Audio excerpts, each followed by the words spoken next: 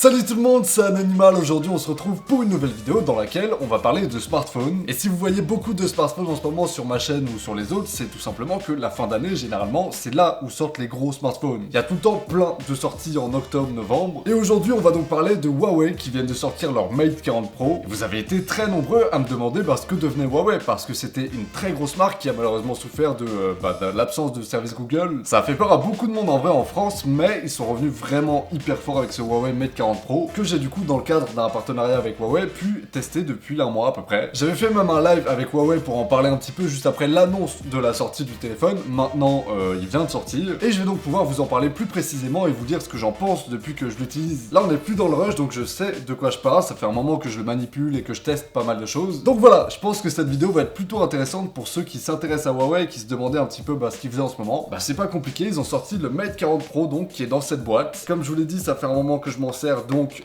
il est pas neuf, j'ai tout replacé dans la boîte bien proprement pour que vous puissiez avoir l'unboxing presque neuf. Donc là vous avez le Mate 40 Pro qui est en couleur silver, donc c'est argenté avec des reflets de couleur un petit peu arc-en-ciel. C'est honnêtement un très beau téléphone avec des bords incurvés, ce qui fait que c'est pas hyper compliqué de le tenir en main, parce que pour ceux qui ne sauraient pas, la gamme Mate, c'est la gamme haut de gamme de chez Huawei. C'est les téléphones les plus puissants de chez eux, généralement c'est sur ceux-là aussi qu'ils font les innovations majeures. Il y a pas mal de trucs qu'ils ont insérés sur le marché, et c'est pour ça aussi que j'aime bien me renseigner sur ce que fait Huawei, parce qu'en vrai c'est quand même des précurseurs de pas mal de choses, notamment la charge inversée. Imaginons j'ai 100% de batterie dans ce téléphone là, j'ai un autre téléphone qui a 50% de batterie et qui est compatible avec la charge sans fil, je peux transférer de la batterie de mes 100% aux 50% pour équilibrer un petit peu les deux téléphones. Et voilà, c'est sur la gamme Mate que ce truc là a été inventé. Il y a aussi de la charge rapide et des trucs comme ça qui ont été disponibles très tôt sur ce genre de modèle. Bref, c'est une gamme qui m'intéresse énormément et il y a plein de choses à dire dessus. Bon, on va quand même parler de ce qu'il y a dans la boîte. Ici vous aviez le téléphone, juste en dessous vous avez hop un petit carton si j'arrive à le sortir. Allez! Ah mais c'est en bas là. Vous avez aussi évidemment ceci qui vous permet de sortir la carte SIM du téléphone. C'est tout pour ce petit carton là. Et en dessous vous avez donc le chargeur super charge de Huawei qui est en 66 watts. On va en parler un petit peu après de la charge. Vous avez aussi du coup un câble USB type C il me semble. Voilà, un câble USB type C assez classique avec des bouts orange. Et une paire d'écouteurs évidemment en USB type C aussi qui sont très classiques aussi.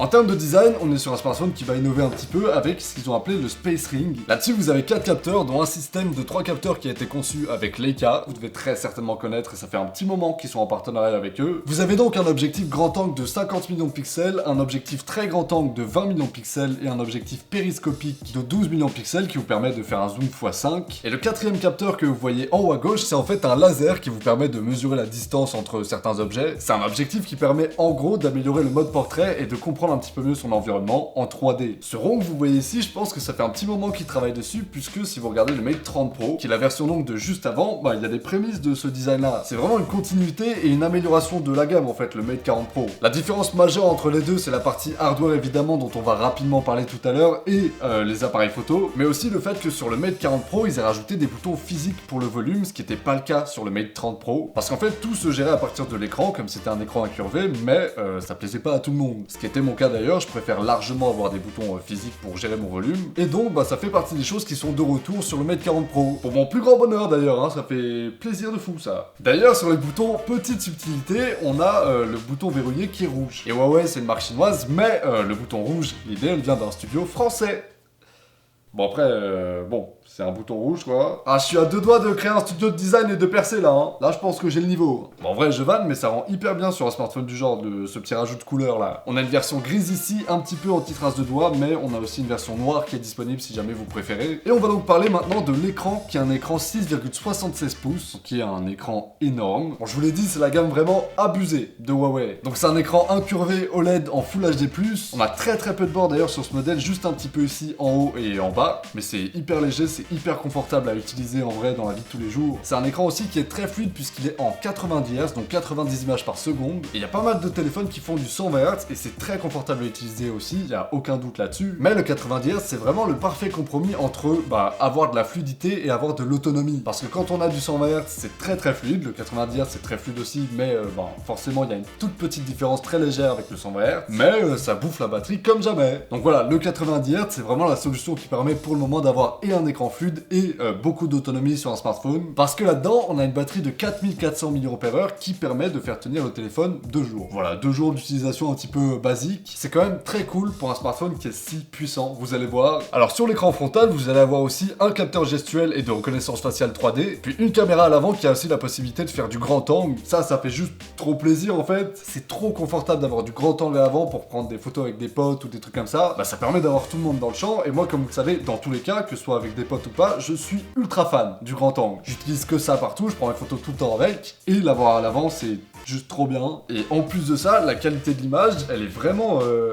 Voilà, je viens de prendre une photo à l'instant et elle est vraiment bien. Bon, la tête est pas ouf après, mais ça c'est moi quoi. Non, franchement, je suis très content de l'appareil photo à l'avant, à l'arrière aussi évidemment. On a des photos que ce soit en grand angle, en très grand angle ou en zoom x5 qui sont vraiment très bonnes. Il y a un piqué qui est très bon, les détails sont là. Les couleurs, pareil, je les trouve vraiment bien gérées. Après, je vous conseille de désactiver tout ce qui est mode d'embellissement et des trucs comme ça sur les modes photo. Parce que c'est un petit peu des filtres qui vont lisser vos images pour enlever vos boutons et des trucs comme ça par exemple. Bon, c'est des trucs qui sont très utilisés en Asie par exemple, mais bon voilà, perso je conseille pas. Vous avez aussi un mode de nuit qui est hyper efficace, vous avez là un avant-après. Le ciel était complètement noir à la base et j'ai quand même réussi à trouver une couleur bleue dans le ciel. On a aussi évidemment un mode vidéo sur lequel le grand angle est disponible qui peut aller jusqu'à de la 4K 60 fps. On a pour déverrouiller l'écran la possibilité d'utiliser le lecteur d'empreintes qui est disponible sous l'écran. Il y a aussi de la reconnaissance faciale etc bien sûr. Et pour manipuler le téléphone, il va pas y avoir trop de problèmes dehors ou des trucs comme ça puisqu'il est IP68, ce qui veut dire qu'il résiste à l'eau, au sable, donc pas de problème là-dessus. C'est vraiment un téléphone très haut de gamme, donc c'était le minimum pour un truc de cette gamme-là. Et d'ailleurs, j'ai dit une connerie sur l'écran, c'est pas du Full HD+, c'est du QHD+.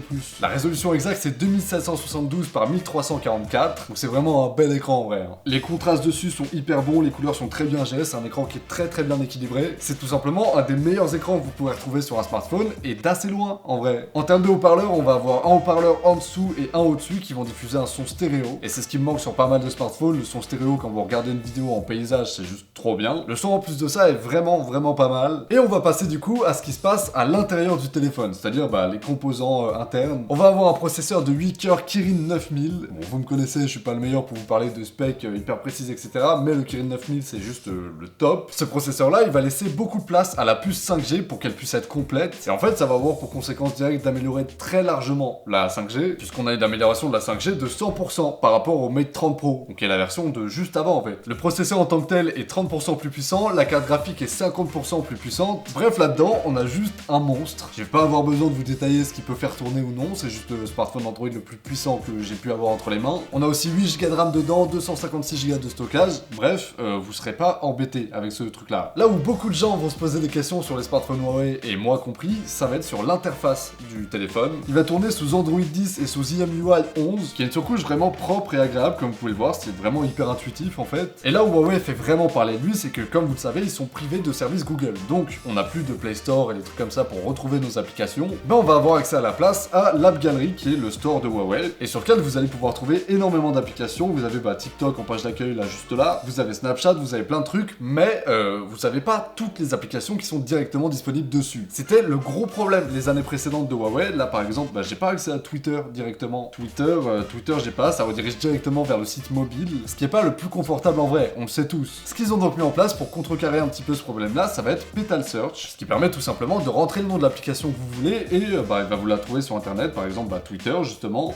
Voilà, hop, et vous pouvez télécharger l'APK directement, télécharger le fichier, autoriser, installer. Et du coup, je vais avoir directement la vraie application Twitter sur mon téléphone sans problème. C'est pas parfait pour le moment, je vais être honnête, c'est impossible. Mais il faut savoir que l'App Gallery, c'est le moteur de recherche d'applications qui est utilisé depuis très longtemps en Chine, par exemple. Donc ça reste une très grosse plateforme sur laquelle vous allez retrouver pas mal de trucs. Vous avez notamment Amazon, là. Vous avez plein de jeux, vous avez le jeu PewDiePie. Bref, c'est pas comme c'était ces dernières années, un petit store sur lequel il n'y a pas grand-chose en français. Ils ont rajouté énormément d'applications, surtout les françaises, sur lesquelles ils travaillent pas mal. Il y a plein de banques qu'ils ont rendu disponibles, Le Bon Coin, des trucs comme ça. Pour ce qui est des entreprises qui sont directement liées à Google, c'est plus compliqué, donc ce qu'ils vont proposer, c'est tout simplement de faire un renvoi vers le site. Pour YouTube, c'est le cas. Si on tape YouTube, hop, bah voilà, vous pouvez créer un raccourci en fait, et vous avez donc accès au site mobile de YouTube. Donc ma conclusion sur ce téléphone-là, c'est que c'est un téléphone de luxe, qui est excellent. On a des très bonnes photos, des très bonnes performances en tant que tel, on a un système d'exploitation qui est très fluide, on a l'app galerie qui se remplit de plus en plus, et en fait, bah plus il y a de personnes qui l'utilisent, plus il va se remplir, c'est assez logique. Je vous laisse aller voir le prix, etc. en description, mais rappelez-vous que c'est du luxe. Et je voulais aussi en vrai avoir votre avis sur ce smartphone-là, parce que moi, bah je le trouve ultra bon. Mais est-ce que vous l'utiliseriez au quotidien par exemple? Est-ce que vous pensez que ce serait un bon téléphone pour vous? Écoutez, voilà, j'attends vos arguments en commentaire. Si vous avez aimé cette vidéo, n'oubliez pas de mettre un like, de vous abonner à la chaîne, mettre la cloche pour que je puisse devenir riche et célèbre. Quant à moi, je vous retrouve très bientôt pour une prochaine vidéo, parce que j'en fais pas mal en ce moment. Salut à tous, ciao!